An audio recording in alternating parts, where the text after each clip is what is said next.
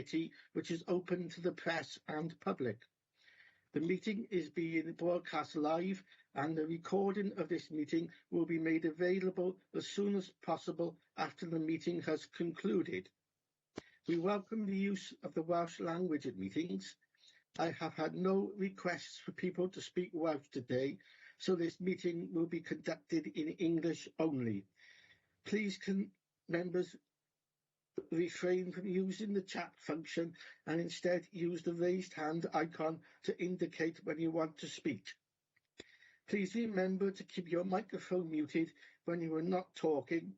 Please do not interrupt discussions until you have been notified of your intention to speak and you have been invited to do so. Moving on to the agenda. Agenda item 1. Apologies. Do we have any apologies, Garrett? Thank you, Chair. We've got apologies from Councillors Crick, Constance, Faye Jones and Jeremiah. Thank you, Garrett. Item 2, declarations of interest.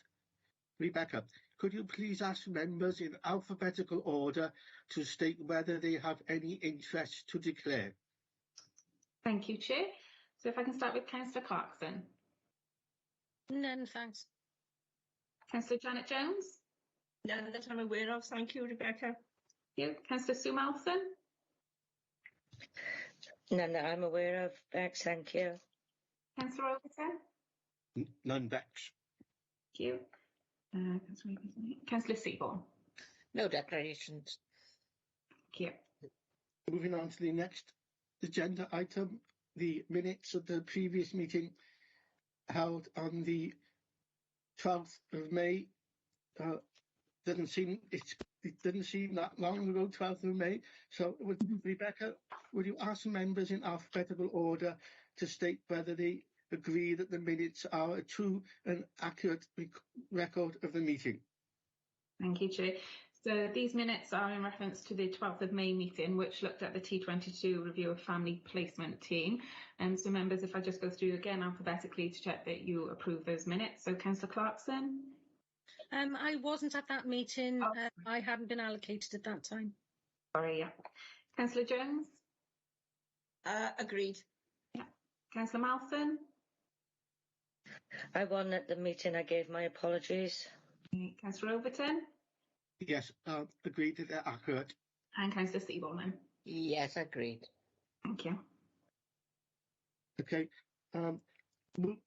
moving on to the next item on the agenda, which is the action sheet, which is on page 19 and recurring.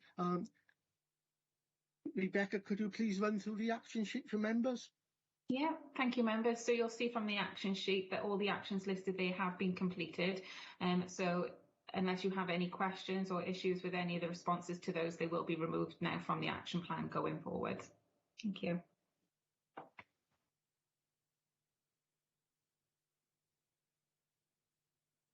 Okay, moving on to the main item of the agenda, the Youth Offending Service. Before we commence discussions, I would like to welcome Jason O'Brien, Head of Children and Family Services, and Chesney Chick, Services Manager, Monmouthshire and Torfaen YOS, who will be presenting the report today. I'd also like to welcome Councillor Cross, the Executive Member for Children, Families and Communities. I'll now hand over to Jason to give a brief introduction to the report. Thank you, Chair. Good morning, members. Yes, before you is a report which highlights some of the, I think, excellent work of the Youth Offending Service. Members will be aware that the Youth Offending Service, as it currently exists, has been in existence probably for some 20 years. It's a resource that's shared across Torfaen and Monmouthshire, across both local authority areas, and currently is in situ in Mamilad Park Industrial Estate. albeit that the Youth Offending Service is line managed through Monmouthshire County Council. Obviously, there's an equal share, if not the lion's share, of work that takes place within Torfaen County Council. The purpose of the report coming before members today is twofold. First of all, it's to examine and scrutinise the outcomes of an inspection that took place within the Youth Offending Service last year regarding outcomes, processes and responses to the pandemic, COVID-19. And the Youth Offending Service's responses to that inspection and the subsequent action plan that was devised. And also more generally to highlight, because the Youth Offending Service hasn't been presented to scrutiny for some time, equally as importantly, to highlight some of the, like I say, what I think is some of the excellent work that takes place within the Youth Offending Service, which is focusing upon reducing and preventing offending and reoffending by children and young people. The Youth Offending Service has an excellent track record, has been really effective over the past 20 years in reducing the numbers of young people who are entering, embroiled and caught up within the criminal justice system, and has been really effective in reducing significantly the numbers of young people who ultimately end up in custody. So some excellent work that takes place, which Chesney, who's the Youth Offending Service Manager, can highlight throughout the report. So I'll hand over to Chesney. Thank you, members. Thank you, Jason. Good morning, members. My name is Chesney Checker, Service Manager of Monmouthshire and Torfaen Youth Offending Service.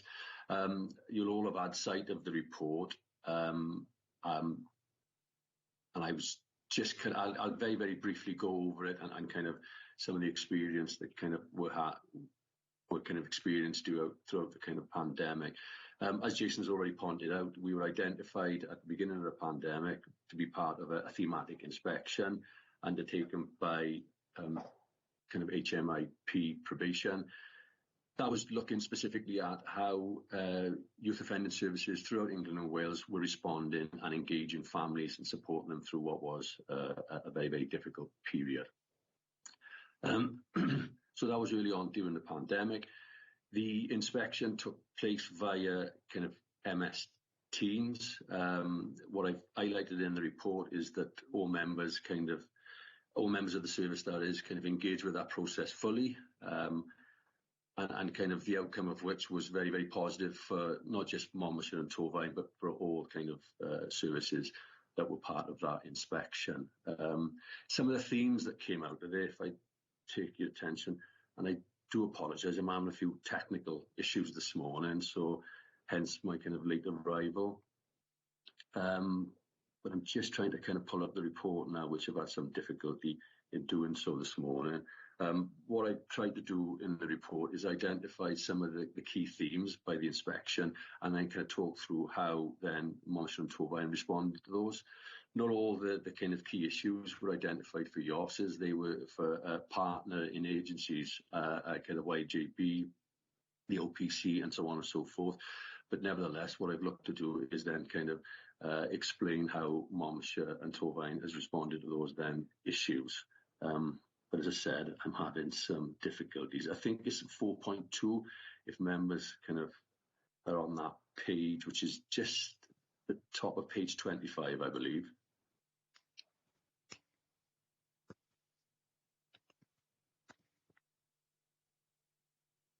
So as you'll see, the recommendations made by Emergency Inspector for Probation on a thematic review of work of youth offending services and during the COVID action plan points to address the recommendations from the review. So sorry.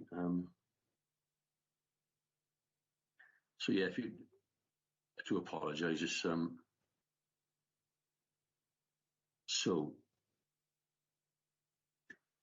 So we've got the Youth Justice Board. So if that's 427, support the development of specific approaches to maintaining children and adolescent parent violence that protects the victim during the period of lockdown. The thematic inspection report highlight the national increase in recorded incident of domestic abuse.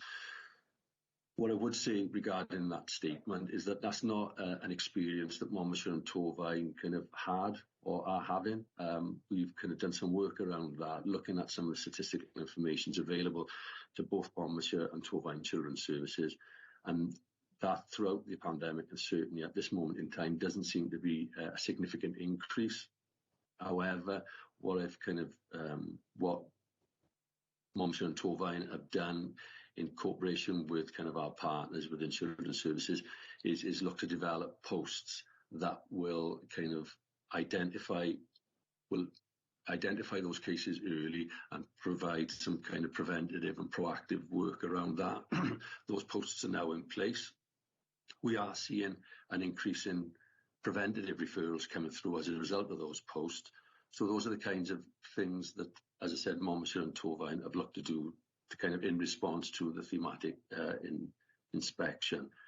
Going through it fairly quickly, the other issue that was identified was the digital poverty faced by a number of the families that kind of YOS, Youth Offending Service, works with, no different to kind of the Children's Services, just how we kind of support families to bridge that gap, especially throughout the kind of pandemic. It was crucial that families had access to kind of IT equipment and social platforms in order to engage with services. So a lot of the work that we do now is identifying first and foremost those families who experience difficulties. So that's kind of part of our assessment. And if they are identified, we ensure that we do everything within our powers to kind of bridge that gap. So very often that's kind of liaison with other professionals, other agencies and voluntary kind of projects to ensure that they have the necessary equipment. Partners to understand the level of child, we've touched upon that. To identify the backlog of cases that are being processed through the courts and ensure that there is sufficient workforce capacity to deal with an increasing caseload. Throughout the pandemic, this was something that was kind of high on the agenda. It was anticipated that because the courts were shut down for a period, that there would be a backlog of cases. So it was twofold. It was ensuring that those children were in the system at the time, both kind of perpetrators allegedly of offences and victims, that they were supported throughout that kind of lengthy break.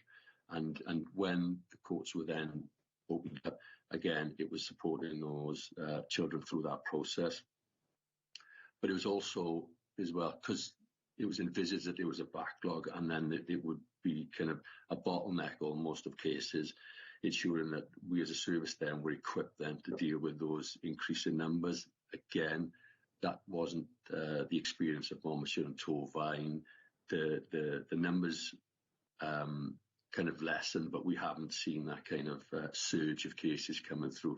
They are now kind of up and running as they were pre-pandemic, but certainly there has been no surge in numbers. And that's something that continues to be looked at and analysed as to, why we haven't seen that kind of bottleneck effect. I think initial thoughts around the lockdown and the effect that had on kind of those kind of figures, that being that children and families were locked up, therefore weren't going out in the community, weren't kind of creating issues of antisocial behaviour and so on and so forth. But as I said, it is something that we continue to kind of look at and monitor very, very closely. We've looked at kind of children who are defined as vulnerable at YOS with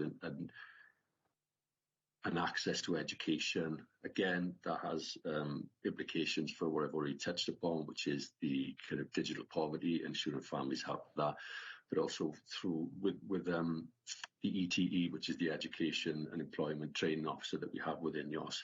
He closely liaises with the education providers within both Monmouthshire and Torfaen, ensuring that any gaps in provision for the children that are supported by YOS are kind of met and upheld. There's workshops, working parties, I should say, that constantly reviewing this. So if there are difficulties encountered by children accessing appropriate education provision, they are addressed extremely quickly. This is a matter that's on the local management board agenda and is reviewed on a regular basis.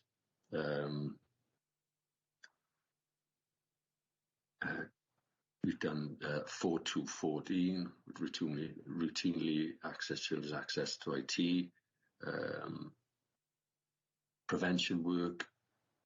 Kind of I touched upon already some of the work that we are kind of currently looking at and monitoring closely and reviewing is the two new posts that we put in place in both Monmouthshire and Torvine.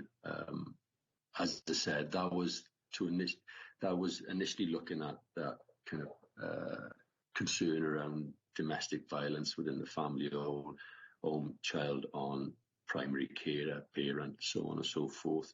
As I said, that's not an experience that Monmouthshire and Torvine have had or is having. However, those posts are in place, and elements of the work that they do is kind of monitoring and supporting that. The other thing, or the other issues that appears to address is the kind of it's improved communications between children's services and the youth offending service. It's improved the referral process that was in place to preventative services within YOS. And as I've already touched upon, that has then seen an increase in the prevention referrals received by youth offending. They are pilot posts and they are continually being developed. What they will look like at the end of that pilot period is not quite known. What we would hope is that it has a positive impact and added value to the services provided by YOS and also children's services. I think that's kind of covering the main kind of aims and concerns that were raised in the thematic report. There is other information that I've provided to members regarding the work that's undertaken by Youth Offending Service. And I don't want to kind of go on and on. So it would now be a good idea to kind of take questions if there are any.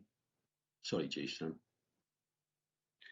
Well, I would add, Chair, to I guess tail off Chesney's presentation. I know he's touched upon the prevention work that's taken place within the YOS. The YOS, I think, is very advanced in its preventative activities and has been very focused on its prevention work. And I think that's the positive outcomes within the inspection, a testament to the preventative work that takes place. I think, as Chesney's highlighted, there's some of the findings of the inspection nationally and not the experiences of the YOS within Torvine and Monmouthshire. And again, I think that turns back around and lends itself again to that preventative activity, that proactive work that's taken place, and which is a key focus of the service.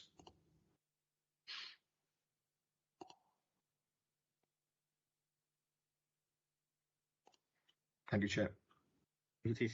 Sorry, I muted then. Thank you, Jason.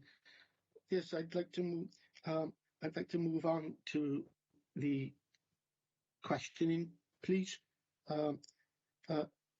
First, Councillor Cost, do you want to add any opening comments? No, I think that both officers have done an excellent job in promoting and explaining the value of the service, so I don't have anything to add, but thank you, Chair, for the opportunity. Okay. Thank you, Councillor Cost. Okay, so members, we're moving on to questioning. Again, Councillor Cost, if you wish to add any thoughts to any of the answers the officers give, please be free to interject. So I'd like to move on to the questioning, and I'm going to ask the first question. Do we have a brief background as to why they selected Torvine/Monmouthshire Youth Offending Service for the thematic review? If I can attempt to answer that, Chair, I think the quick answer is kind of no. There is no rhyme or reason, and it came as a bit of a surprise for me because what members won't be aware of, but possibly Jason is that I was appointed to the job on the Thursday and find out that we were having the inspection on the Friday. So that was my introduction to the youth offending service, is a pandemic and then a thematic inspection to boot. So I did ask the question because I found it quite upsetting at the time, as Jason knows me quite well. Things like that do upset me. But no, there was no reason other than it was felt that there needed to be a Welsh service in the cohort of services that were being kind of looked at, and it just so happens that the pin dropped on Monmouthshire and Torfaen. That's what I've been told, but I also kind of still think that possibly it's something to do with my kind of appointment. So, but yeah, nothing other than that. I think, if I may add as well, Chair, I think previously when Monmouthshire and Torfaen Yos has been inspected, generally the outcomes have been really positive, and the findings and subsequent recommendations and action plans have been very positive.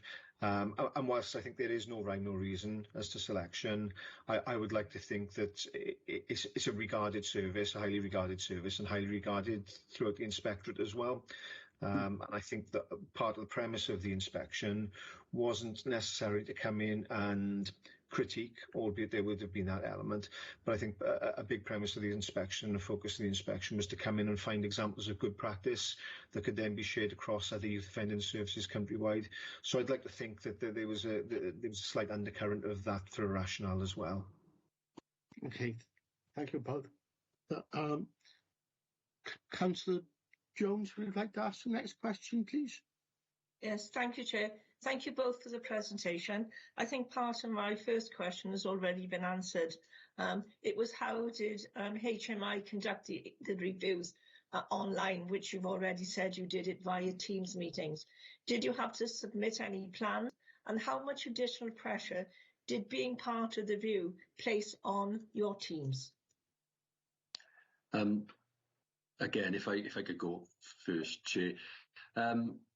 Yes, there was a number of, so first and foremost, correct, you are correct, it was undertaken by MS Teams, which wasn't without its difficulties, because of course, as you can probably imagine, working on social platforms at that time was very, very new to not just us, but other services, and certainly getting our platforms to talk to others was quite difficult. So in order to undertake the inspection, they needed access to our database, which was problematic. It kind of involved SRS and others, so and those kinds of things are very difficult to kind of manage at the best of times. Certainly under the circumstances in which we were working, seemed to be that much more difficult.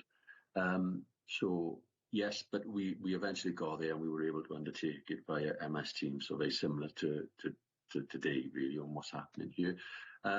The information that we had to provide, they gave us a criteria that they wanted us to apply to our database, which then kind of identified those cases that they then wanted to look at, similar to any other inspection, really.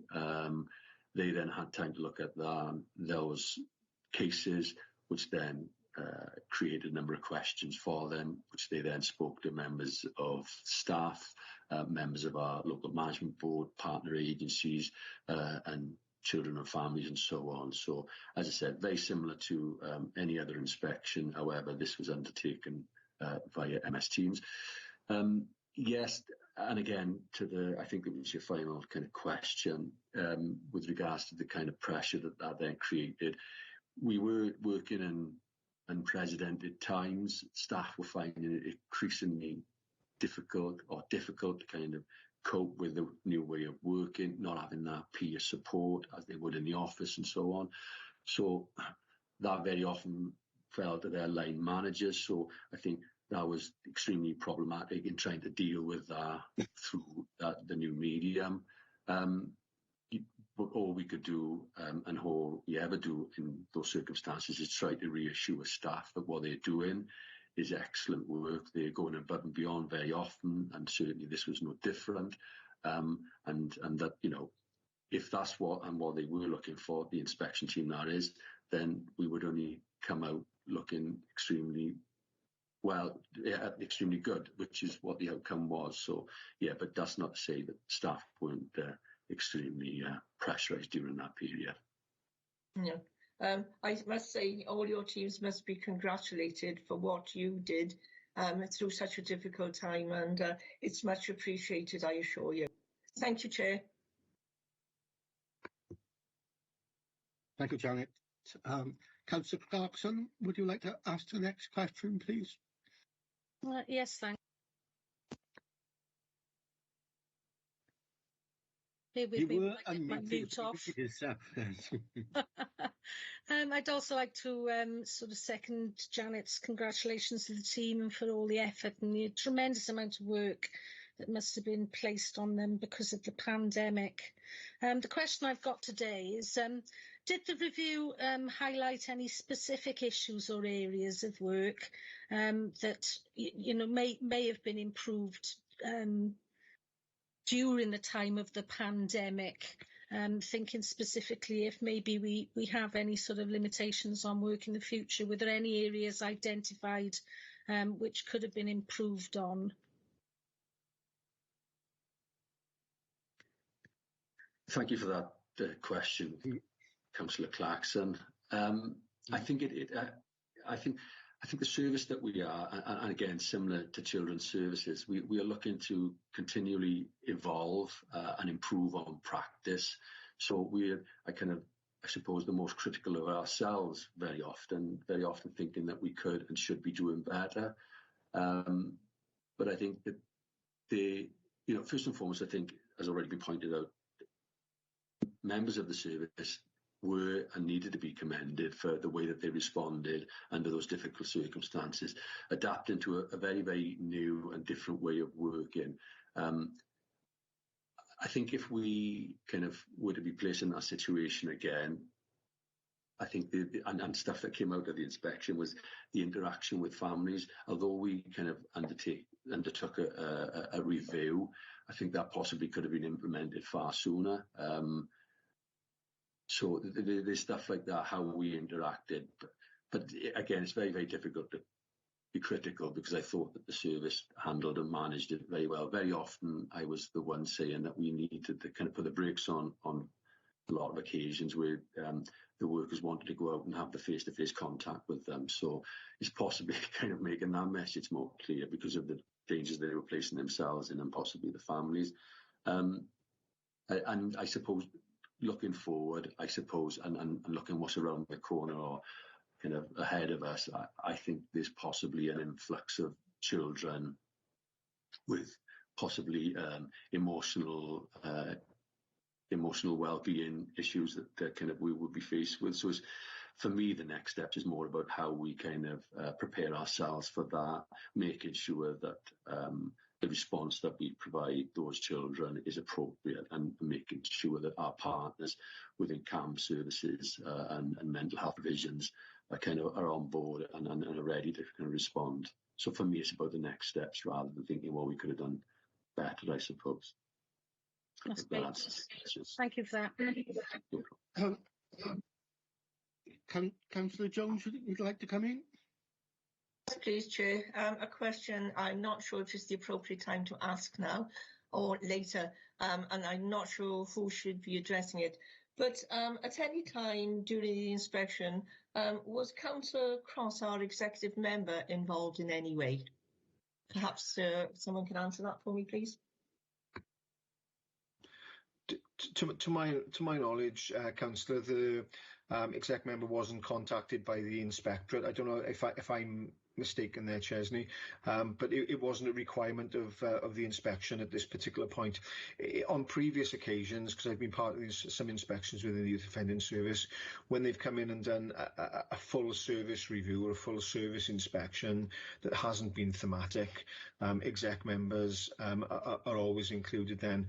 But I'm anticipating that because this was particularly thematic, that the exec member wouldn't have been required.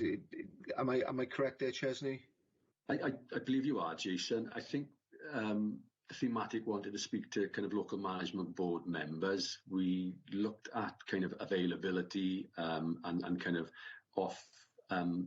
drew up a cohort of members to sit with them. I'm not sure whether Fiona was part of the local management board at that moment in time, but yeah, I don't think she would have been part of that process. May I come in, Chair? Yes, certainly, Councillor Cross. Yeah, I can confirm they're both accurate, but I just want to say that I have briefings, I'm invited to regular meetings. I've taken a personal interest in improving my knowledge on the YOS overall, and I had a training session with Chesney, which I'm very grateful for and was very thorough. So although I might not have been involved in this particular inspection, I could put my camera on now, I am kept very well informed. Thank you, Fiona. Jason, like to come in again, please. I would just add, Chair, as I said, because the inspection was thematic and was focusing upon the operational delivery rather than any strategic oversight of the service. So I know from the focus of the inspection, it was to come in and look at how staff on the ground were operating and functioning, up as far as the leadership that Chesney was providing. Okay. Thank you all. Thank you, Chair. Thanks to everyone. Yes. The next set of questions are on the work of YOS. So I'm going to ask the first question. If I sorry, got to right. Got to scroll my screen down a second. What areas of YO work were most difficult to address during the pandemic? Are we concerned that some children may have fallen through the gaps? In response to that, I think some of the difficulties that staff and the service encountered during that period with regards to implementing and actioning our work was kind of reparation was initially an area that we thought would be problematic. This often very involves kind of one-to-one work with children in the community undertaking specific tasks. However, on this occasion, in response, so that was obviously given the lockdown kind of requirements was not allowed. But as I've kind of touched upon in the report, kind of members of staff were very innovative, kind of, and created alternatives to that. And what we actually kind of experience is that the children who sometimes we find difficult to engage in those elements of work were very engaging and kind of wouldn't necessarily enjoyed the work, but certainly found it of interest, and lots of work were kind of done as a result of that. Other elements obviously were around employment, education and training. As you can probably appreciate, lots of these were kind of locked and shut down during that period. So it was kind of managing those children and who were on orders or were kind of looking at kind of alternatives. But again, through the innovation of members of staff, we were able to kind of keep those children and families engaged and carry out alternatives. So, for example, our ETE worker would go through training material, which resulted in a number of them getting qualifications throughout that period. So, as with regards to the other element of the question, with kind of children fell through the gap, we did kind of monitor the engagement, and when children weren't engaging as we would have expected, we kind of analyse exactly why that potentially could be, whether it be around kind of, again, I mentioned earlier, about digital poverty and not having the necessary kind of equipment. They may have had to share it with siblings and other family members. So if there were such issues, we look to address them. If they were kind of not engaging for other issues, that's when we would possibly do the deeper dive and agree with other partner agencies to possibly go out and see those families one-to-one, ensuring that social distancing measures were in place. So that answers your question. Jason, like to come in, please? Certainly, I think one of the greatest challenges that was experienced by the YOS and by services across social care will have been the ability to have face-to-face contact with children and young people and their families. The YOS is no different to any other part of children's services in working with vulnerable, needy and complex children. And I think that lack of constant face-to-face activity and contact will have been a challenge for the service and certainly for children and people and their families as well. And I know that within the YOS, as across social care, that the relationships we build with children and families are on the whole very positive and excellent. So there would have been a significant gap in service as a result of the way we worked, albeit, and as Chesney's pointed out, there were quite innovative methods used to maintain contact through, virtual means and platforms, and through risk assessments of children and families as well, determining if there was a significant need or a significant risk that needed to be addressed on a face-to-face. In terms of, if I address the falling through the gaps element as well, I think it's difficult at this stage to actually establish I think if children have fallen through the gaps, again, not just within the world of the youth offending service, but through social care, and the impact that COVID, and I guess some elements of the isolation that COVID will have had on children and young people and their emotional well-being going forward. I think we certainly suffered as a result of schools being closed, because obviously schools keep a watchful eye upon the children with whom we're working from a youth offending service perspective and a children's services perspective, and yeah, that would have impacted adversely, I think. And I think the time will tell in terms of whether children have fallen through the gaps, and again, the impact that COVID will have had upon their emotional well-being. Sure.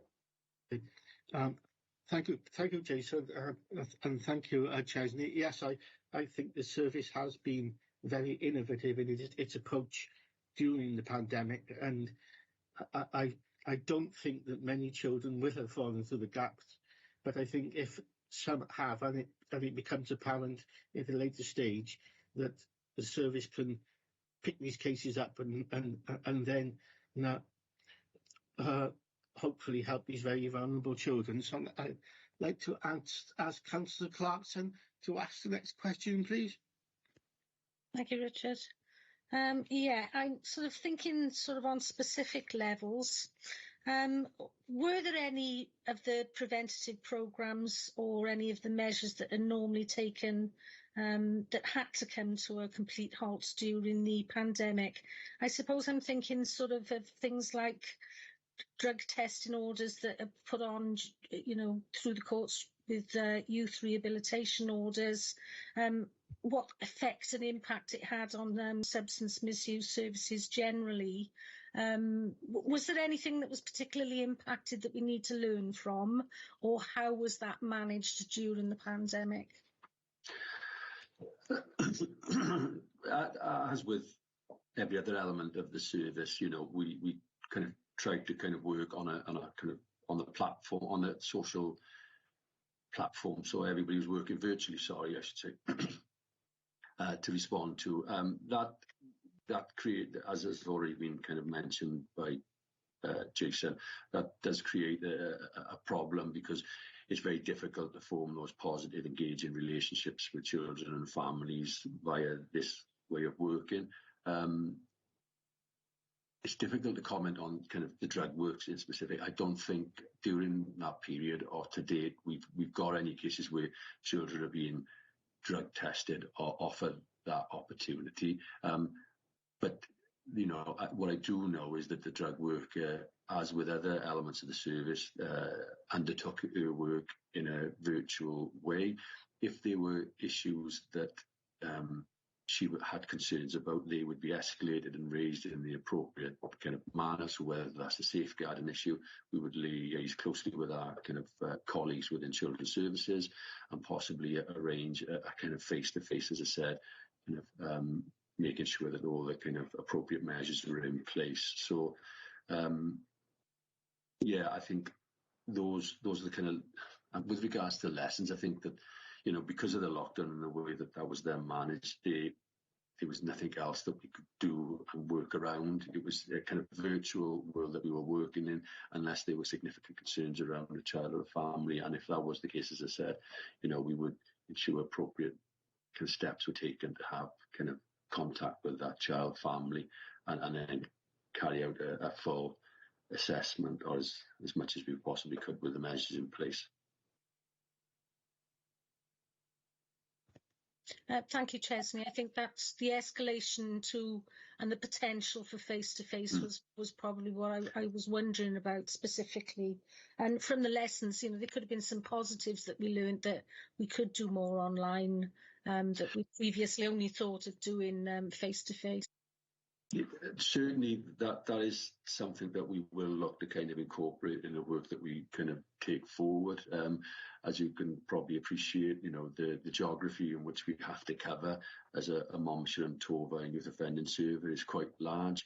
So it reduces sometimes the amount we can do in any one day, that'll be visits. So some of the work that has taken place in the virtual world, and certainly those pieces of work that has proved successful, we would look to see how we can incorporate that in the work that we take forward to kind of improve our kind of coverage, if you like, and kind of the support of young people, children within Monmouthshire and Torfaen. Thank you.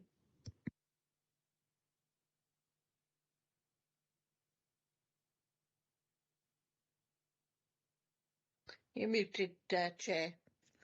Shall I take the next question? Yes, Councillor Seaborn, I'm just going to invite you to ask the next question, yes. Thank you very much. Hi, Chesney. Long time no see. Indeed. My question's a bit around restorative justice. And my question is relating to 3.3. Do offending children engage well in meeting their victims?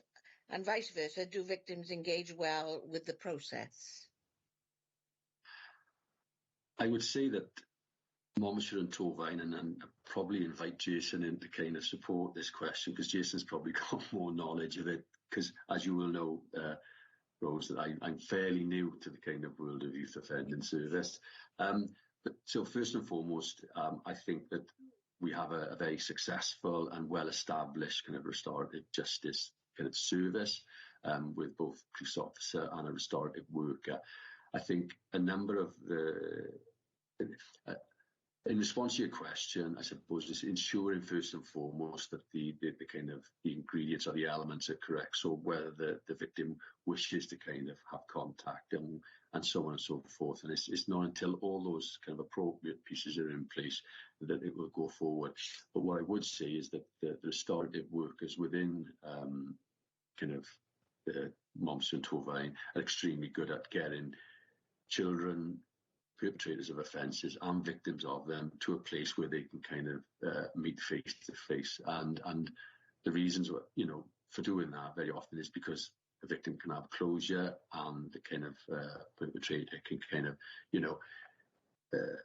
go through that kind of restorative process with the aim of kind of, no longer being involved with the criminal justice system. So it's ensuring that all the appropriate pieces are in place.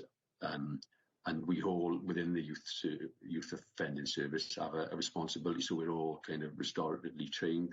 It was one of the first training I undertook when I joined the service, and that's so I'm no different to any other. So I hope that kind of answers part of the question, Rose. I'm sure Jason will be able to add more to that. Thank you, Chesney. Yeah, if I may add as well, I know restorative justice has always been a key focus within the youth offending service from, I was managing it, I think, 15 years, 20 years or so ago, and always been a key focus of the youth offending service. There's an awful lot of work that goes into a restorative justice conference or restorative justice meeting, and I know that staff within the youth offending service, particularly the restorative justice workers, are really committed to doing and laying the foundations so that there's, if for example a child or a victim doesn't want to engage initially, then the benefits of are really painted in a way that it always gives them the choice, the victim and the young person, the choice to take part. But the benefits and a lot of groundwork are done prior to any meeting taking place. The other thing I would add is that the Monmouthshire and Torfaen Youth Offending Service was one of the first youth offending services to be fully accredited and receive a kite mark for restorative justice practices many moons ago. So I think that just plays some credibility to the focus and the good work that's taking place there around restorative justice and victim and offender mediation and conferencing. Absolutely. Thank you, Jason. Thank you, Chair.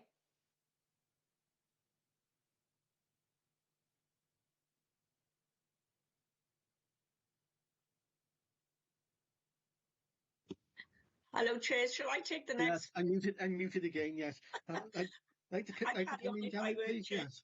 Yeah.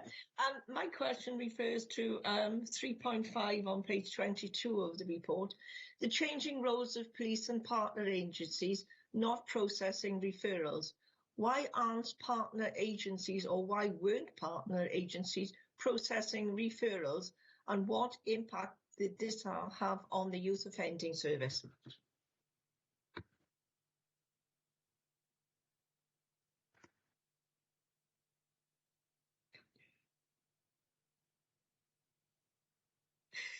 Here we go. I'm surprised it took me so long not to kind of do that. It usually comes a lot earlier in kind of meetings. Do apologise.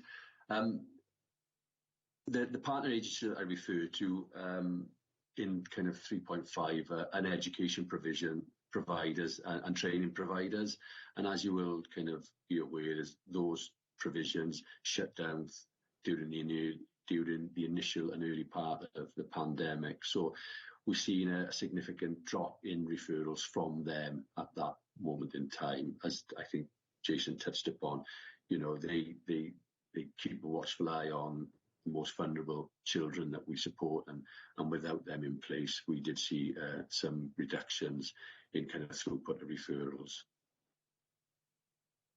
Thank you. But what's the changing role of the police during the pandemic in all this? I think it was I think first and foremost there was less kind of antisocial behaviour issues. There were less gathering of young people for them to disperse, so on and so forth.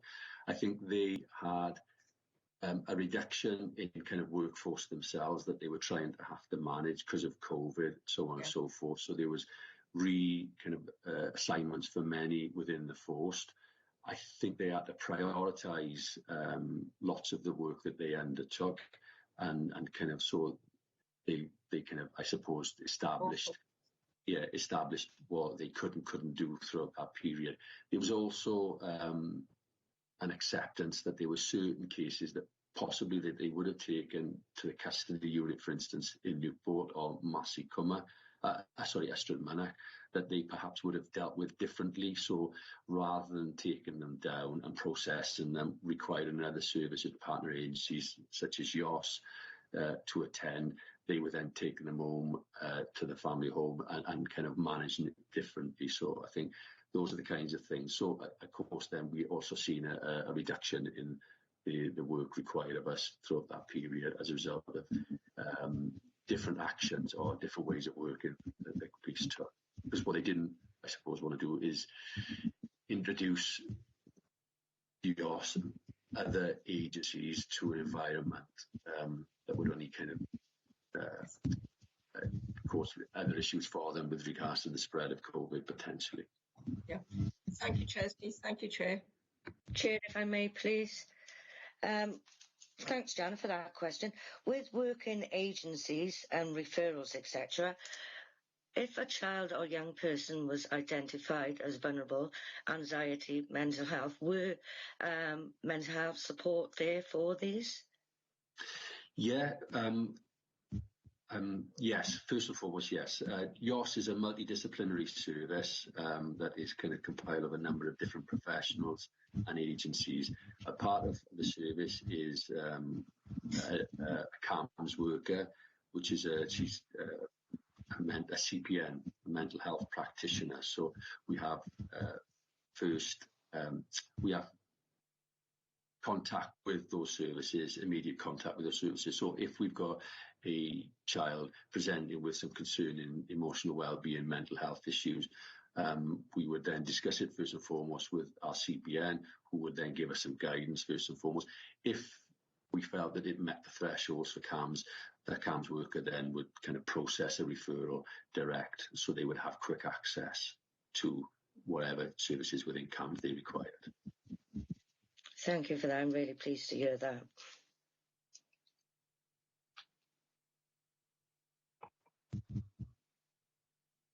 Okay, Thank you, Sue. Would you like to come in with the next question, please? Thank you, Chair. Thank you, Chesney and Jason. Thoroughly enjoyed this report. Can you pass on my thanks to all staff and everybody involved for everything you've done through COVID-19 and the lockdown? You've done fantastic. My question would be, do we have any children or young people or parents who completely refused to engage with the service during the pandemic?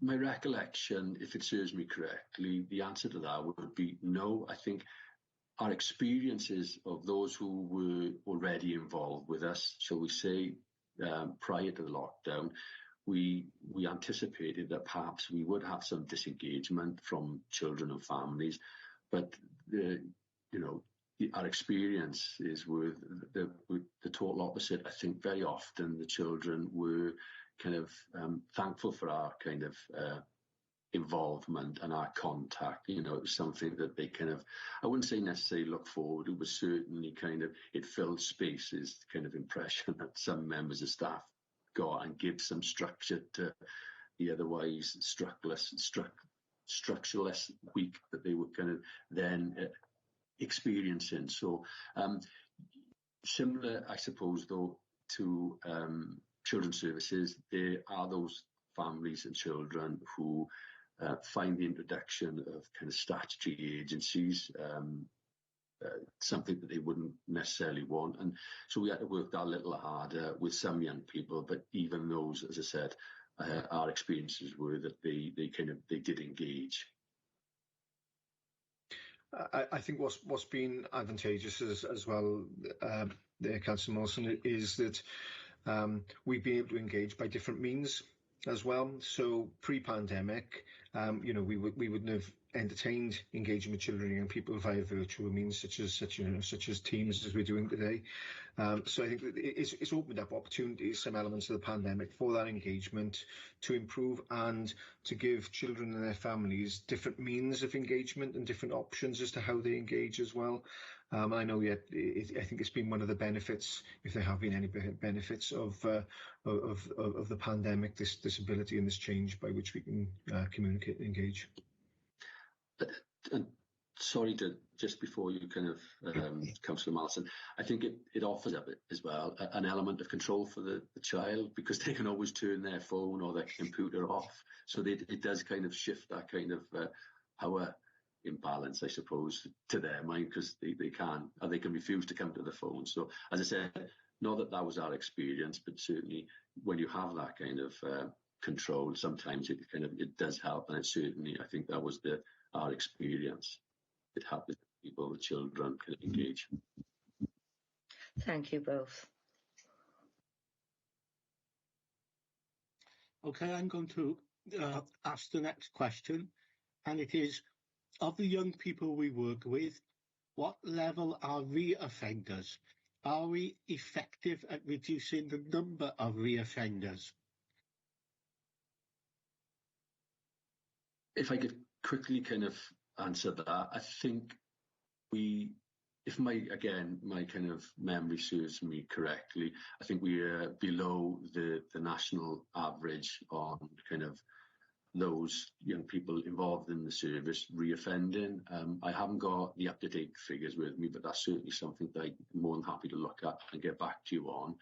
I think, as already touched upon in kind of previous answers, I think that the service is well equipped to support and engage young people, and in doing so, kind of we support them out of the criminal justice system, and certainly that's always our aim.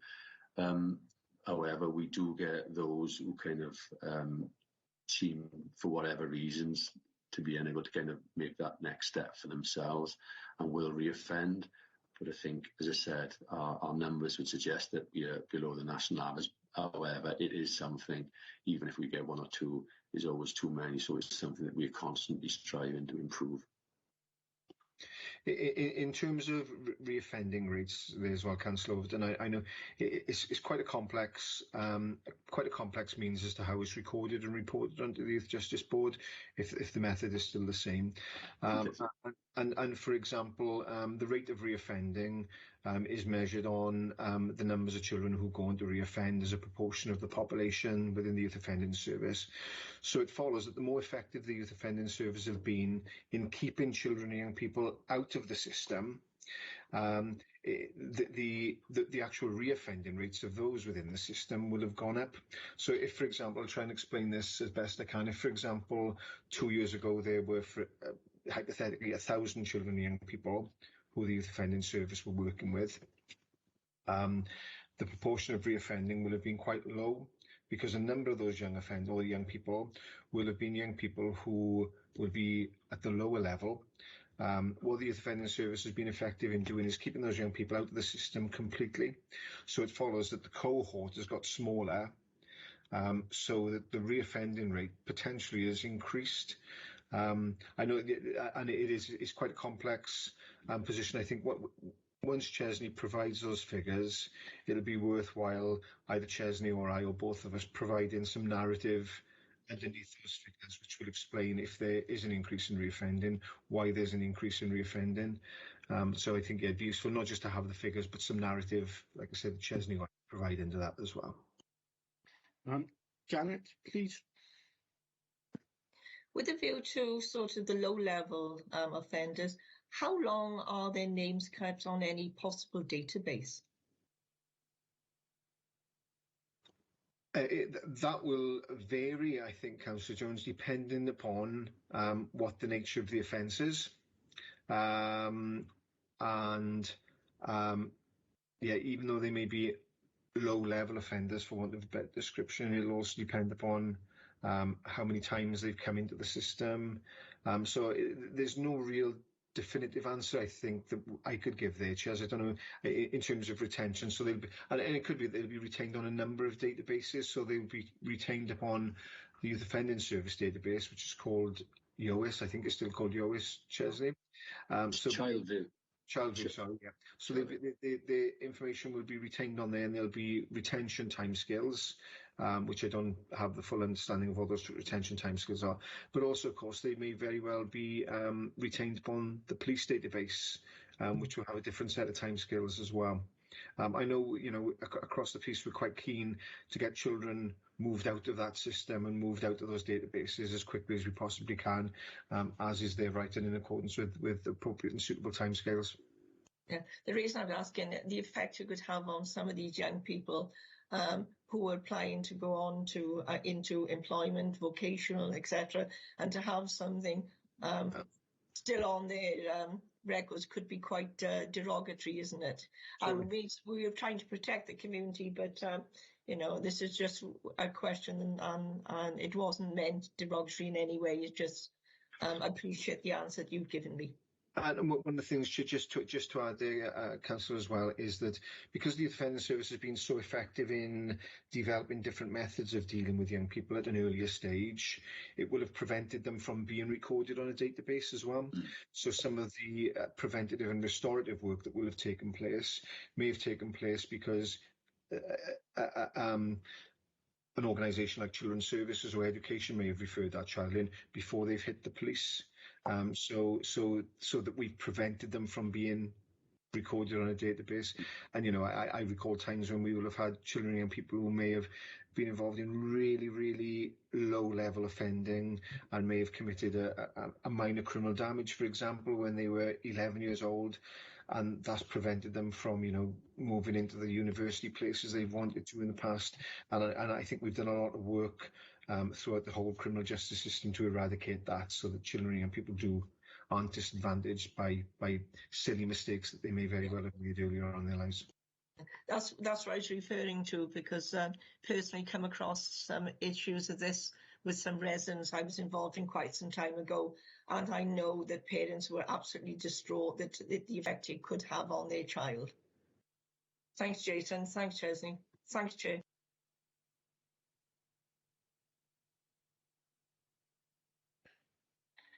Yes, I understand how detrimental applying a label to a child can be, because, as Janet said, that may be with them all their life then, and ruin their later prospects.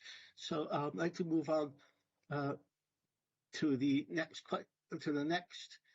question. And Rose, will you ask the next question, please? Thank you, Chair. Yes, certainly. We've heard in the introduction how well thought of Monmouthshire and Torfaen YOS teams are. We're working with other Gwent YOS during the pandemic. What best practice did we take away from others? And did we share any of our effective ways of working? I think first and foremost, it's worthwhile mentioning is that as a YOS within Gwent, we work very, very closely with the others, which is Newport and then Caerphilly, Blaen and Gwent. So lots of the practice that are developed across Gwent. So for instance, I touched upon the kind of work that we did with Gwent Police at the very onset of the lockdown, because we wanted to ensure that any children that was kind of caught up in kind of criminal activity throughout that period was responded to appropriately, because we were given quite strict guidelines that we weren't to work face-to-face with young people, so it would have implications for the work that we do when we carry out AA duties, which is appropriate adult. So working in collaboration with colleagues within the other services, we ensured that this element of the work was still undertaken, so that we didn't see children kept in kind of custody units for a length of time that they shouldn't have been. So they were processed quickly. So initially, a lot of that contact was done via phone, through good communication. But as kind of new information was coming through, we kind of constantly kept that work up to date. We kept that agreement kind of reviewed and updated. So we very quickly kind of changed our stance on having no face-to-face contact, and then going down into the police kind of custody unit, ensuring that appropriate measures were in place, social distancing, kind of PPE and so on and so forth, which worked really well for the child, because it ensured that they weren't in that custody environment for any longer than they needed to be, and then also that the staff who were in there kind of kept safe also. So that was a kind of an element of good practice, and I felt good kind of working collaboratively with colleagues throughout Gwent. The other work that we shared very, very early on was stuff around kind of reparation. So pieces of work that were being developed to kind of be done in the virtual world was then shared with our colleagues, and vice versa. So programs of work were kind of set up, lots of kind of information was gathered.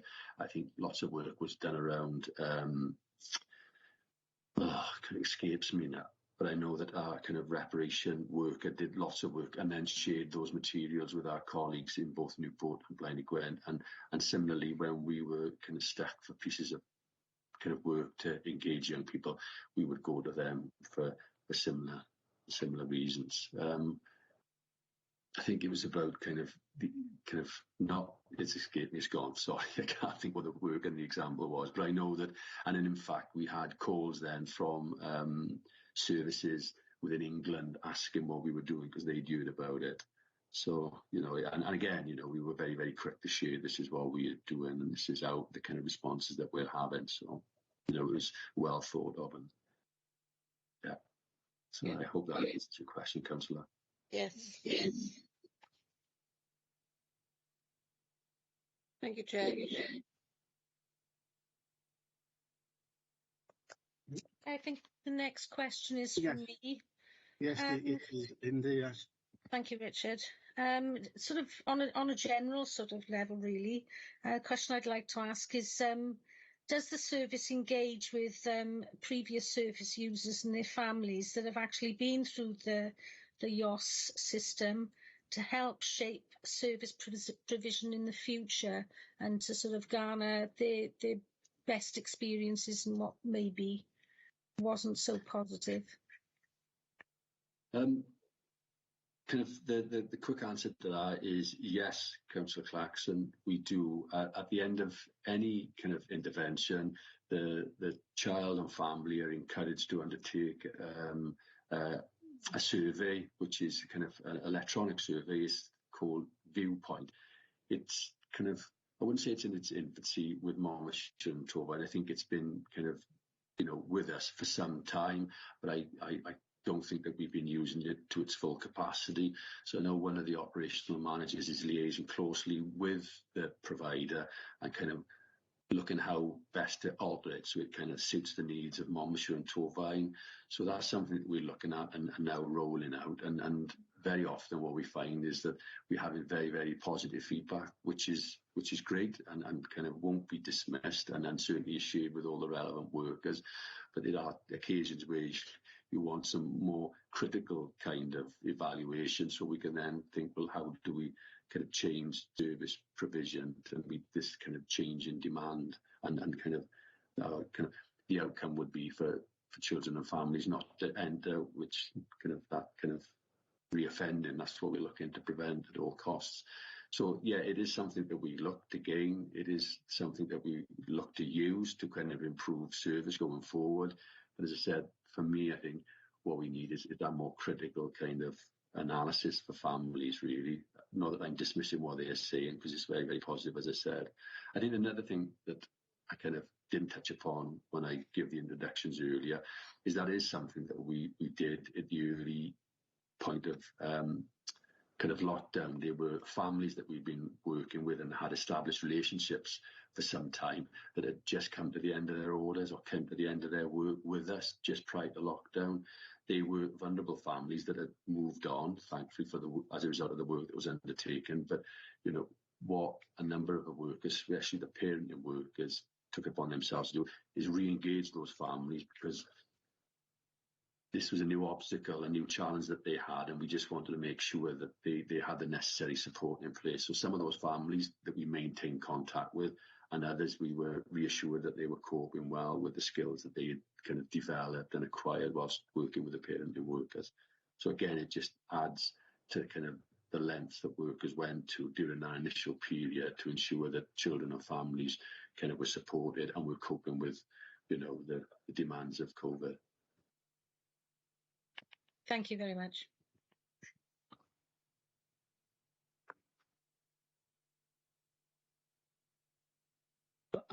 Okay, so the next section is concerning the review recommendations. And Linda, you're going to ask the first question in this section now. Well, thank you, Richard. Right, the question I've got in front of me sort of goes straight to section 7. Have the recommendations arising from the review resulted in any permanent changes to service delivery to date or planned for future?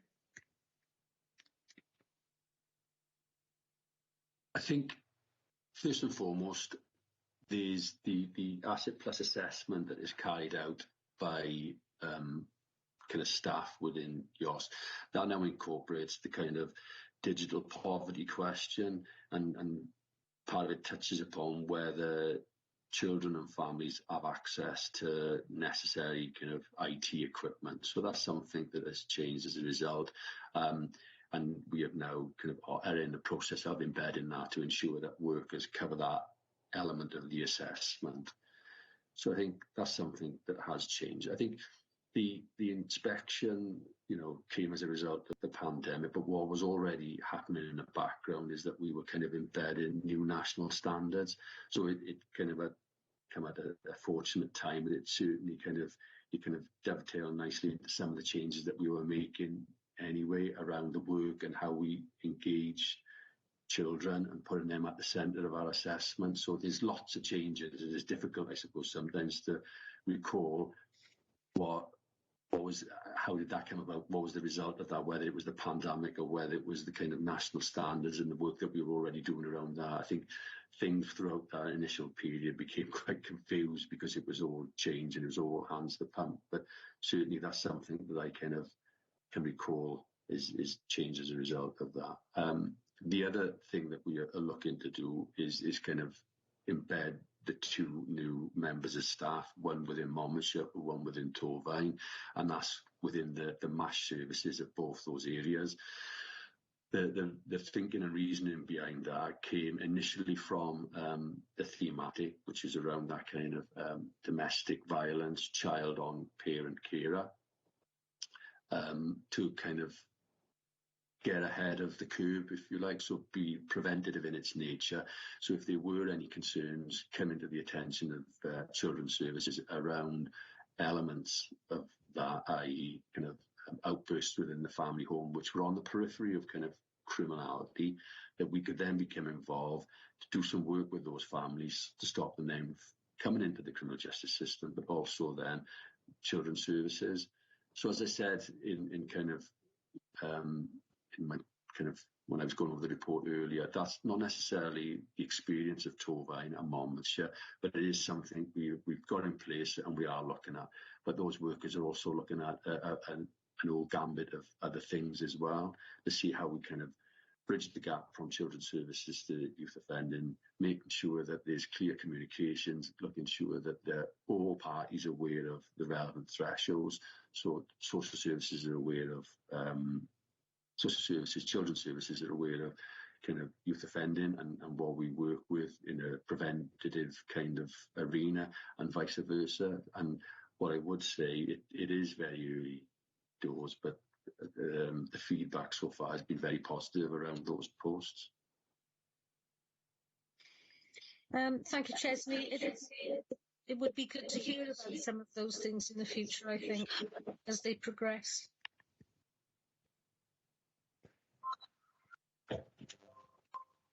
Okay, I'm going to ask the next question, and my question concerns recommendation 9 of the report, which states youth offending teams should routinely access children's access to IT and remote communication methods as a standard part of assessments.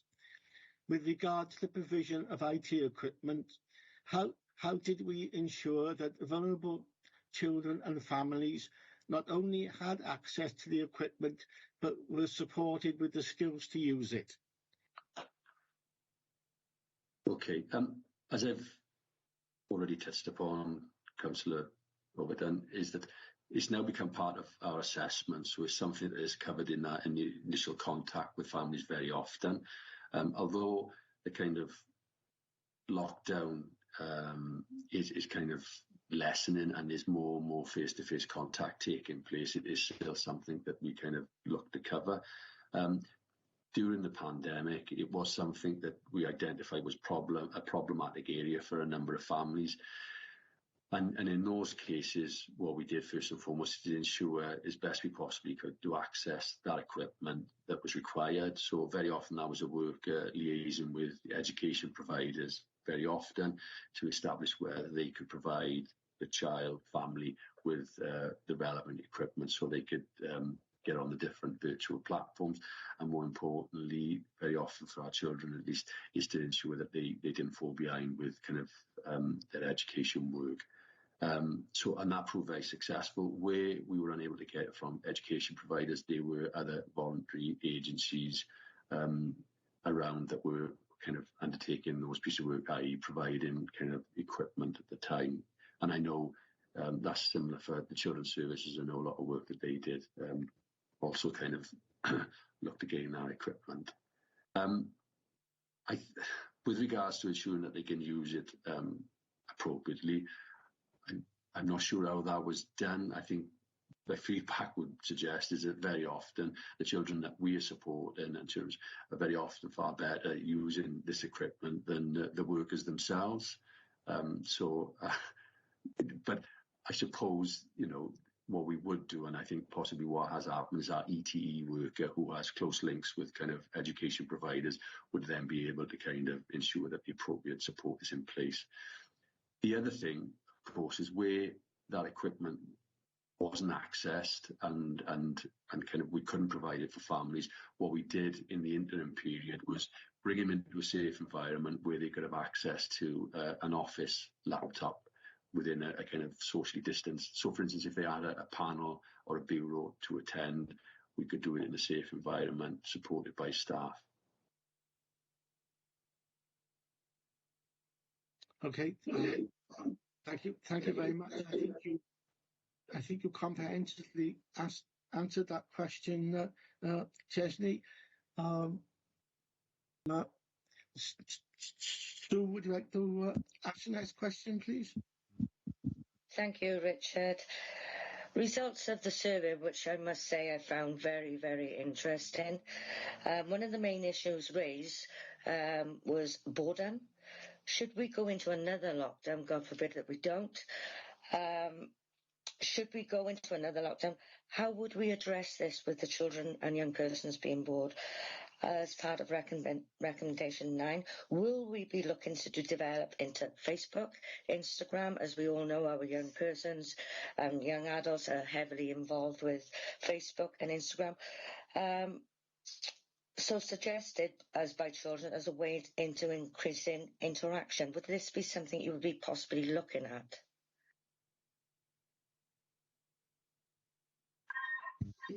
Sorry, you knew the phone going off in the background. I do apologise for that.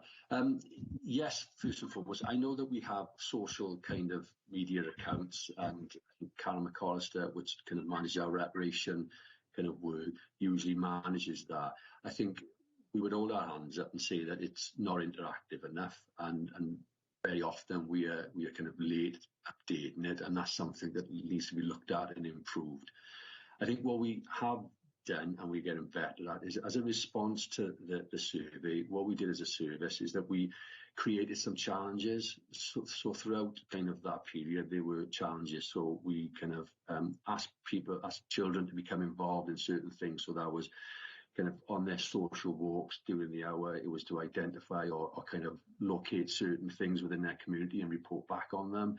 It was kind of stuff that we were sending out in the post to make a mask or other things. I can't quite remember exactly what it was, but there was different elements. So there was an element where we would ask them to engage in kind of physical activity, which was walking and identifying certain bird species or something along those lines. It wasn't that, but it was. And then there was the arts and craft element to it, where we would send things out and they would send it back painted, and logos and so on and so forth. And there was a number of other elements. So it was that we looked to introduce to kind of combat that element of boredom. Not that it kind of responded to all the kind of issues that they were faced, but it was certainly something that we were looking to do. That was run, and then at the end of that, those who engaged in that process then were rewarded with, I think there was a £10 voucher or something along those lines. That's something that we are looking to kind of maintain, and what we would look to do is during kind of holiday breaks is that we would continue to run that, but hopefully we'll get to a point where it's no longer done virtually, it's done in person, and it's at that point then we would also seek the views and thoughts of the children that we supported in order to then shape the services that kind of continually input of children on the service that they received. So those are the kinds of things that we're looking to take forward. If we were to go into a lockdown again, God forbid, then yes, of course, we would ensure that those kinds of things are up and running. We would liaise with our colleagues within Blaenau Gwent Newport to see what they are doing, possibly look to do something across Gwent for children, so, and those, and having virtual platforms possibly to kind of engage those children on group, but that always creates a number of issues that we have to consider when you get children on a virtual platform together. It's something that we need to consider very, very carefully, because there's all sorts of things that could happen that we've got no control over. Thank you. Totally agree with you. Keeping the children active during lockdown. Within my other role, we did competitions, much like you done yourself with arts and crafts. And in the first lockdown, I had over 100 young persons involved. The second event we done, I had nearly 200, and that, so it kept them children occupied. It gave them a subject to decide with arts and craft to build on. They were given a week to leave it safely outside my office. So yes, totally agree with you that arts and crafts and competitions will keep their minds active also. Thank you. Rose, come in, please. Yeah, thank you, Chair. It's just on this point, really. We know our play service engaged lots of key workers, children and children with disabilities during the lockdown. I wondered whether or not we could work into a similar service that Sue has just described. Obviously, Track 2 picked up that, but something to look at in the future if we were in a similar situation, that perhaps we could link in not only our key workers' children and our children with disabilities, but also our youth offending service could link into that. Just a thought.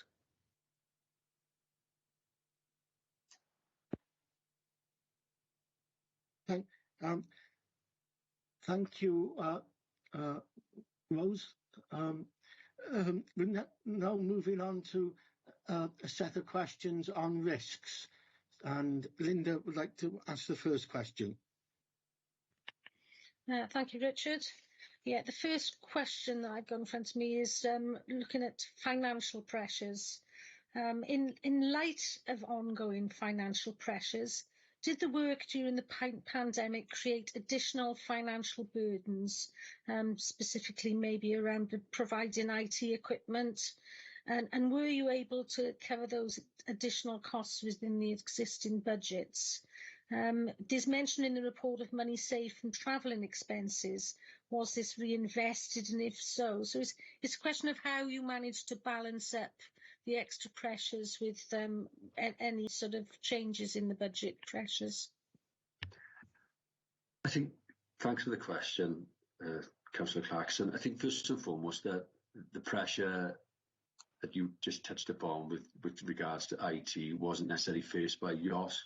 What we did is kind of liaise with other providers, education first and foremost, and other voluntary agencies, which is usually the process a worker would go through to access the equipment or finances, and that proved to be successful. So that financial issue wasn't then having to be kind of burdened by youth offending service. As I touched upon in the report, at this very moment in time, we've got an agreement, a 3-year agreement. I believe that we're coming to the end of, with all kind of partner agencies for the OSO. We've kind of financially been kind of managing, and in fact, there's been some kind of surplus finances as a result of sickness, maternity leave, and so on and so forth. So we've been able to accrue money during a difficult period. I think aside from that, I suppose the issues and risks that we face as the other kind of services, I suppose, is that the pressure on kind of local governments to kind of find finances because of the pandemic is going to increase, and it may impact upon grants that we're afforded at this moment in time. And I think in particular the CCG, if there was a reduction in that going forward, both in Monmouthshire and Torfaen, then obviously that could then have an impact upon provision delivery. We'd have to kind of consider how we then took that forward. But throughout the pandemic, we've been quite fortunate. And just lastly, on the redirection of travelling expenses, that is a question that has been brought to my attention in the past, but no decision has been made as to if we are to redirect that. I'm guessing that the decision would possibly be is that at the end of the financial year, when LNB meet to kind of look at finances, that potentially go back to partner agencies, given that we haven't kind of used it. Thank you, Chesney.